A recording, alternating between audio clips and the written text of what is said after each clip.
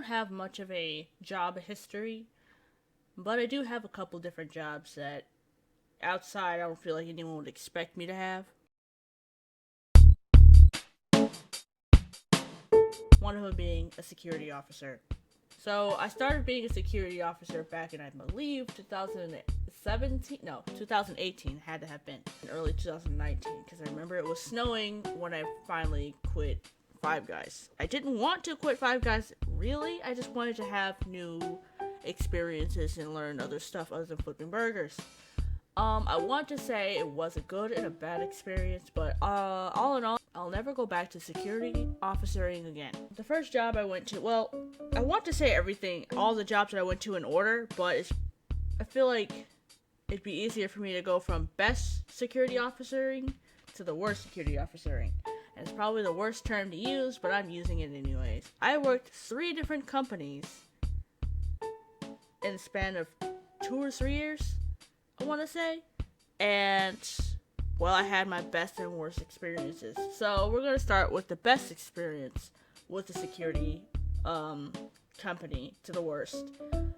I am not going to say their names. I'm just going to classify them as Security A, Security B, and Security C. Security A being the best and Security C being the worst. So Security A was the second security job I got hired in. They paid, I think, a little more, a little less. I can't remember. It wasn't much of a change because a different security company I worked with didn't even give taxes to the final check. So technically, Security A pays more than Security B. Security A was the second job I worked at, and honestly, I think was the best experience, despite what everybody else said. I didn't really have much of a problem in my location, but maybe somebody else might have had issues in their location. Where I worked was a truck trailer manufacturing company. They make truck trailers, you know, the big box things at the back of semis, those. And I worked at 4 different posts. One post was just to pretty much monitor who all the clients or the workers that worked on site to make sure that they had the proper credentials to walk in, and make any calls or receive any calls after 6 when the person in the lobby would leave for the day. And we had some annoying calls here and there with people calling in because somebody cut them off on the road or left a trailer in the parking lot, and we have no control what happens to those trailers once they leave our site. So they're calling the wrong people. But we still have those people calling anyways. The most trouble I would have to deal with is all those annoying people on the phone and people getting frustrated because they can't get on site unless they have their badge. And if they don't have their badge, I have to call the supervisor. If the supervisor doesn't pick up, well, they're just going to have to stand around and wait until their supervisor picks up. And sometimes those supervisors aren't even on site. They're asleep. So you have to wait till they wake up. And so, yeah, I would get, yelled at because of those situations. But, it didn't really bug me very much because I know they couldn't do anything to me anyways. Second location I worked at was making sure that people who are delivering things were delivering the right things and what things they were delivering. So it wasn't that hard of a job. I just had to make sure the paperwork matched up with their truck trailer, and I would just write it down on the sheet and be about my very day. The third location seemed a little weird because it didn't seem like they're doing anything important, and I was never informed of what they were doing. Not that it was secured information. It's just nothing very important. It was this big building in the back. I'm assuming it was like an office area. And I just had to make sure the people who were driving in after hours had the right reasons to go back there. Usually they had a badge or some kind of paperwork. If it was like the cleaning or maintenance, I'd have to hand them a key and write the information down. Easy said and done. And lastly but not least, the last location was the most interesting location. This one, I had to make sure that the people coming in to pick up their brand new truck trailers had the right truck trailer and making sure the numbers matched the truck. That one was interesting because, we had some people who didn't really speak English, and I would have to try to my hardest to try to break it down to them as to what they're supposed to do. Otherwise, to just write the information down on these pieces of paper that they did nothing with, by the way, because they were piling up and they're just being forgotten. I just had to make sure nobody stole a trailer, and that's it. And I was really worried that somebody wouldn't come driving down, passing me up, and not giving me the paperwork needed. Because they told me I had to memorize the numbers on the trailers that were driving off so I can call somebody. But, they kind of get out of there pretty quickly and the numbers aren't easy to see. So, I luckily did not ever have to deal with that. But that was Security A. A story in that job before I move on to security B was the fire department situation. Now, this happened at location 1 where I had to make sure all the people who were coming in to work had their badges. One night, I'm sitting here minding my own business when I receive a phone call and I answer it. It turns out it was from the fire department notifying me that they were coming in because they were called or they're getting some kind of alarm or something. I don't know what's going on. I say, okay, and then hang up. I'm sitting there wondering, why are they coming, and should I notify my supervisor?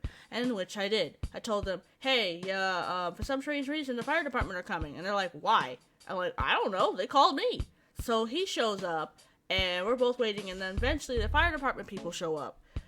They're just standing around, and they ask us, so we need to get back there. Where is the fire department, paperwork box thing? It's this box in the back of our shack, well, at least was supposed to be there, that has all the information for the fire department, I guess, to know where they're supposed to be going, what doors to unlock, or something like that. Well, it was for a period of time in the back of the shack I worked at. And I was like, oh, it's right over here. And I turn around, and sure enough, it's not there. Immediately, the fire department started getting sour and, insulting our capabilities. How are you guys security officers who don't know what you're doing? And just, pretty much just crapping all over us. My supervisor told me to call a couple of numbers, in which I tried to, but nobody picks up. And somehow, throughout all this, I am calm enough to take these phone calls and get nowhere, while my supervisor is trying to get information from them as to why they're even here in the first place. Eventually, I don't know what the heck happens, because I'm minding my own business trying to make phone calls. They get what they need, and they start driving off to go deal with the situation they were called for. Meanwhile, in all this craziness, I am jotting down everything that's necessary as far as the events in which they happen, because I have to, about when and what time each and everything happened, from the phone call to when my supervisor showed up to when the rude fire department people came in, all the nonsense. Eventually, when they leave, I show my supervisor the paperwork because he asks, hey, how much you've been writing down, and told him I did the entire thing. And he was impressed. In fact, he was so impressed that he, practically gave me a pat on the back, telling me that the last time it happened to him, which was, first and second time of him being there, he was practically crying to his supervisor saying, oh, I don't know what's going on, I don't know why they're here, and freaking the heck out. And somehow I managed to take it like a champ. Despite me knowing today, if anything like that has ever happened to me, I surely would not have been able to keep my composure. So, pat on the back for past me, because I know today I would not have been able to handle that. Security B, which is my first security job I got hired in. I know this is confusing, but I put it from best to worst, not from the first job to the second to the last job. It was right after I quit Five Guys to try to learn something new. My mom worked there first. She was the one who told me about it, and I was like, oh, okay, let me go ahead and try it, because it seemed pretty easy at the time. I never did security before, and I figured I'd give it a shot. You would say it's laid back. It's far more laid back than Security A was, but still a little more annoying and unreliable. So, this place seemed like they threw security in last minute because they thought, if we have security, it'll probably deter a lot of people, but we were not taken seriously in the slightest. There was no need for security there. It was just, we were just glorified doormen. That's literally what we were. So, after a certain period of time, people are not allowed to walk in the doors unless they have their badges. We can't let them in, and if there's delivery, they have to stand in the lobby, and the people who deliver the food has to come down. We don't make the calls, they do. Next, we have this we called it the squawk box. It's a panel on the walls that goes off anytime something wrong happens upstairs. It usually goes off whenever somebody's cooking, because nobody knows how to cook. Oh, by the way, she'll let you know that this is a dorm on school campus, so we are watching over a bunch of teenagers who think they run the place. So it's a bunch of teenagers who don't know how to cook or are taking a shower, and they have oversensitive smoke detectors that will detect even the speck of dust flying by. And we have to go all the way upstairs to see if anything's on fire, and usually it's not. And so they tell us, oh, it's nothing. So we tell them to, fan it off or whatever, so the squawk box will shut up. Well, we have to manually turn off the squawk box, but it'll tell us what room and where location is, and we have to go up there and find out. Basically, what we're supposed to do in that job, we're supposed to walk around every hour, I think every hour, every 2 hours, and scan these scannable circle dots located around the building. I think there was 11 or 12 of them. We had to download the app onto our phone to clock in and scan these dots. This dots detected to our supervisors that we were working.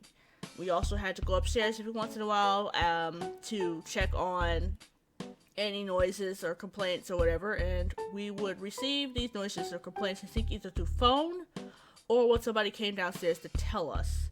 But that's about it.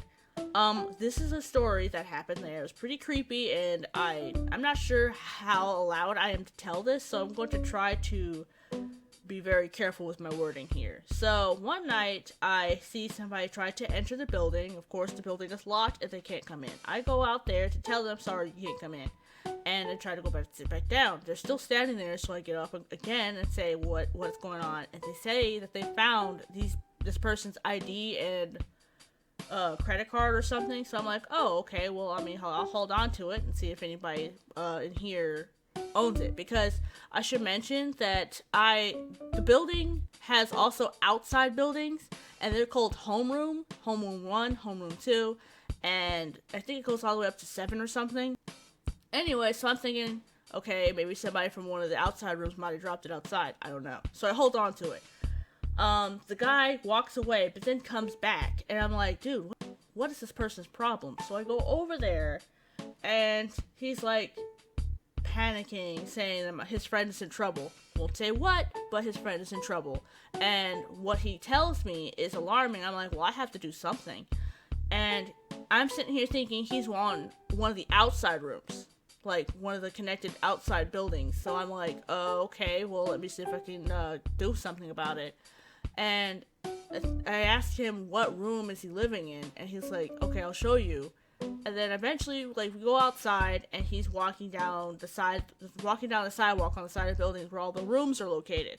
But he doesn't stop and turn to any of them. He walks past the building. At this point, I probably should not have continued walking with him, but the alarming information he had given me, I felt like I was wholly responsible for trying to do something, otherwise someone could get really badly hurt.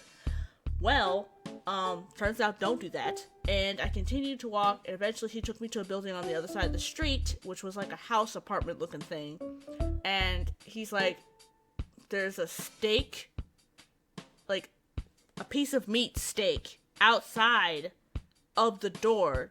And it, I guess, was a sign that his friend was in trouble. At this point, I'm like really confused. I think on the way there I had called the cops because the information I was given was alarming. And I was trying to describe to the police, or not the police, I was trying to describe to the operator on the line what was going on. Trying to explain to her what he's telling me. Nothing makes sense. So, he's going on about this steak outside the door, and at some point I'm like, wait a minute. This guy is tripping balls here. I am assuming he's on some kind of narcotics. So, I tell the operator that this guy is on something. I know for a fact. I don't have any experience with anybody who's on something, but he was on something, and he even later on explains that he was on something. So I tell the operator what's going on. She asks for the address. I try to tell them where we're located, and she tells me that they're going to be dispatching somebody, which is great, but I stay on the line because it was told for me to do that. I tell him to stay put. And so we're sitting on this bench closer to the building that I work at, and he keeps getting up to try to run off or do something. And I gotta keep an eye on him because I don't know what the heck is going on. Eventually the police officer people show up, and they also ask questions, and I tell them that I think he's on something. Eventually they ask him, hey, are you on anything? And he says yes, and explains what he was on and how much he took.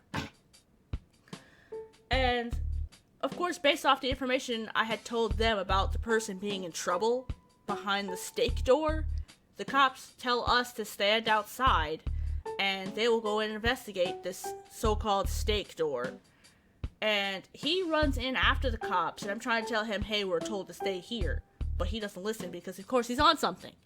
And there's two cops, one male, one female. And the female, I think, is standing outside, and she's yelling at the guy who tries to run inside. And the male cop comes back out and is also yelling at him.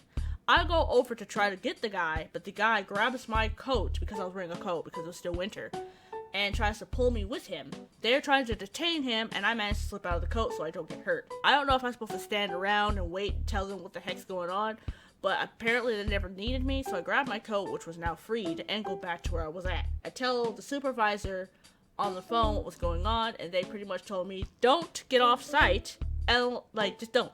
Because they're not liable for anything that happens to me off site. I know this now, but I should have knew this then. Needless to say, I don't think anybody got hurt, but it was quite an adventure and closest to anything as far as law enforcement I'll ever get to it. Hopefully it stays that way. But yeah, that was pretty crazy, and it was pretty stupid of me to do that. But, you gotta learn some way, I guess. Let's just be glad that it went a lot better than it could have, because I don't know if that psycho was armed, and I'm glad he wasn't. So, let's just appreciate the moments in life. Last but not least, we have Security C, which was the last security job I worked at. This one's on the worst spectrum.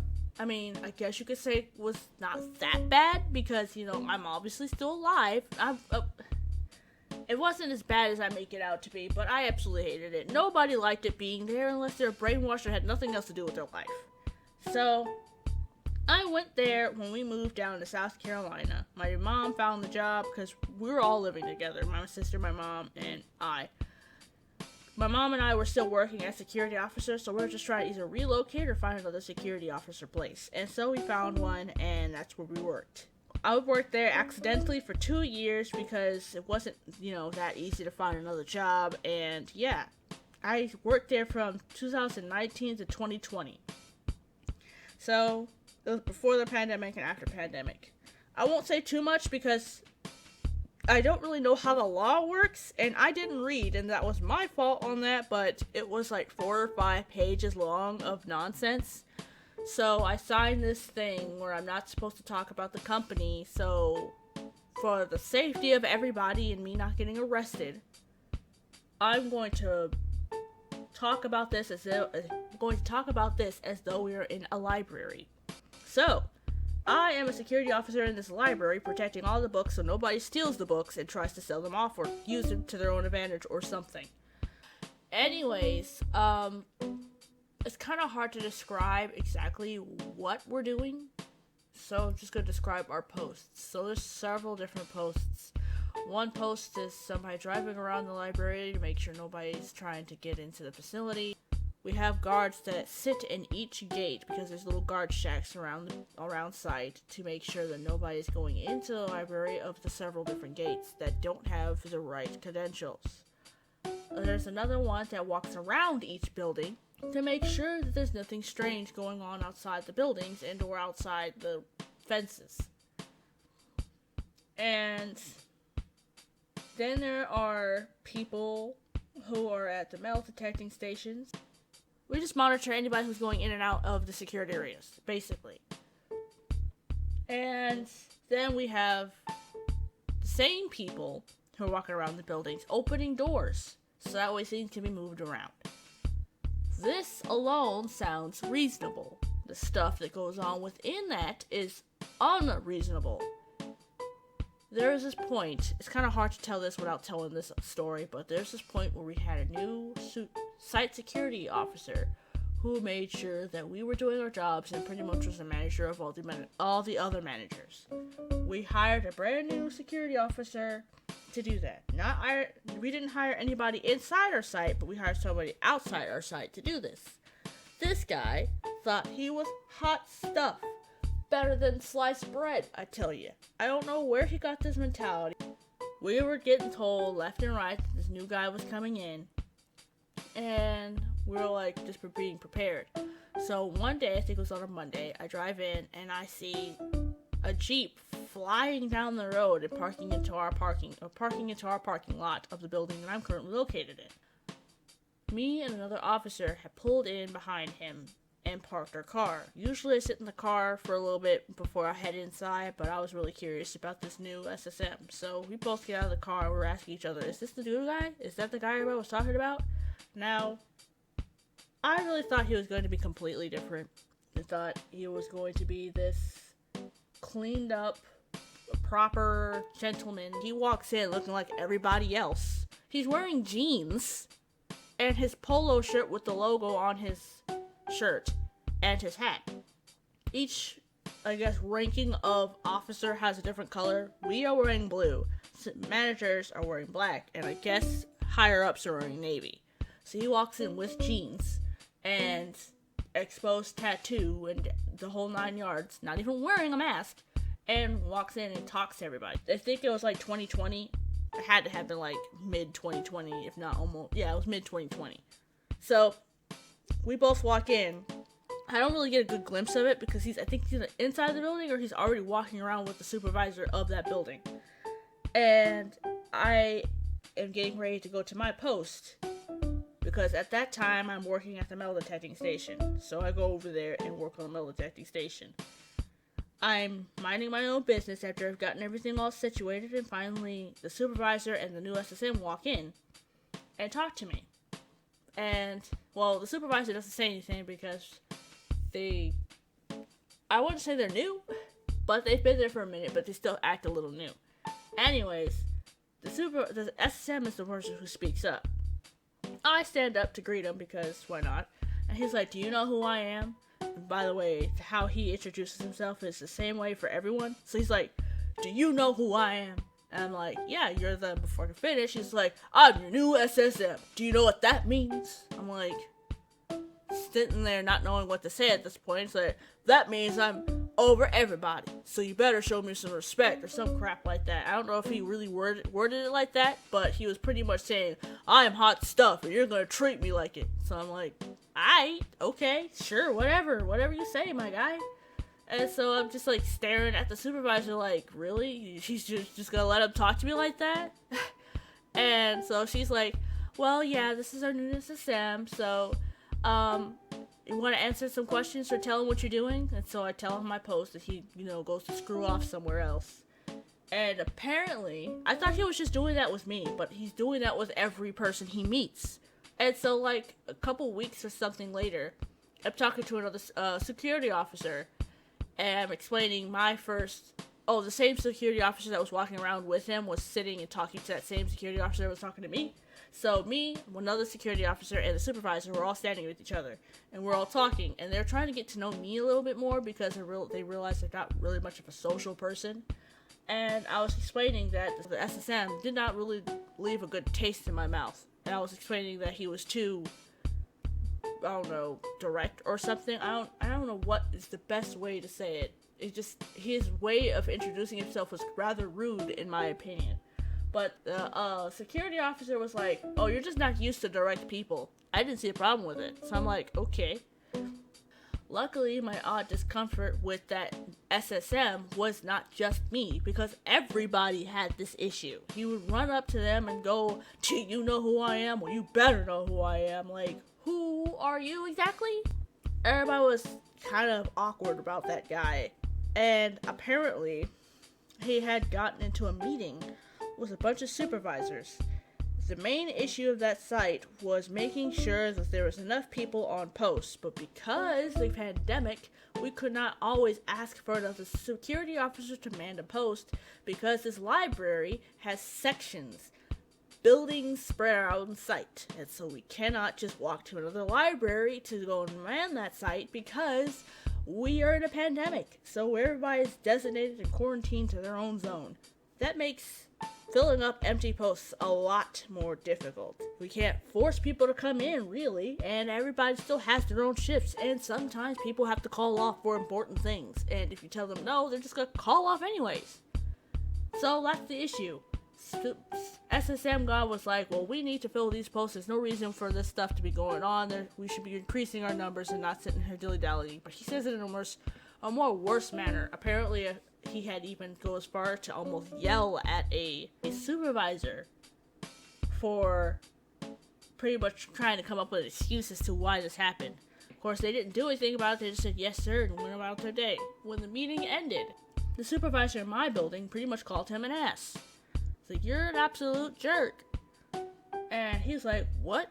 Why are you being disrespectful and all that stuff?" And he's like, "If you had talked to me that way, I would have dropped my badge right in front of you and left." She pretty much told it how it is. And I guess he might have taken that information, but I don't know how well that worked because a couple weeks after that, he went to go find a better career. You know how companies and corporations are always trying to lighten up the mood of somebody getting fired? There's people that we work for. So in the library, there are people who make sure that the library is up and functioning. They're the client. We are just security officers working for them. They don't like it when people are rude and upfront and know-it-all and just basically they don't like nasty people. And I'm assuming either because I doubt the security place we worked at. I doubt they were the ones who got rid of him. It had to have been the client. But maybe, I don't know. There's no real bit of information telling us this. I'm just speculating here. But I'm assuming he said the wrong thing to the wrong person and they didn't like it, so they got rid of him. He didn't last more than a month there. And when he was there, he implemented these dumbest rules without knowing the slightest bit of information about where we worked and what we did there. So basically, hired in this guy who thought he was hot stuff. And because, the whole rule of, I'm a new supervisor, I run this, I must come up with something brand new and get rid of what's already working. But, yeah, I left there because I didn't feel like I was my own person. Anytime anyone saw me, I was in my work uniform. Anytime I was doing anything, I couldn't even dye my hair, really. I did it anyways, because it's my body, I should feel what I want to do with it. I shouldn't have to designate my body for anybody. So when the time finally came for me to quit, or when I wanted to quit, I was making sure that nothing, and I mean nothing, stood in my way as far as me leaving the place. I wanted to be just as happy as everyone else. I wanted to be free and do and feel like myself again. The job I have is a lot more lax with their hours. It's not as micromanaging as it was at the Security C place. I definitely feel like there's not something looming over my shoulders and having me walk on eggshells every 5 seconds. So, most likely I'm not going to go back to security officering. Now, I'm pretty sure my situation as far as being a security officer is far different from anybody else who's doing real security officer work and pretty much can debunk everything I'm saying. It's just whining. But I'm not them. I don't like security officering, and they might do it and they might like it. That's two different people. That's perfectly fine. I'm telling you my experience and why I don't like it. So, that's that.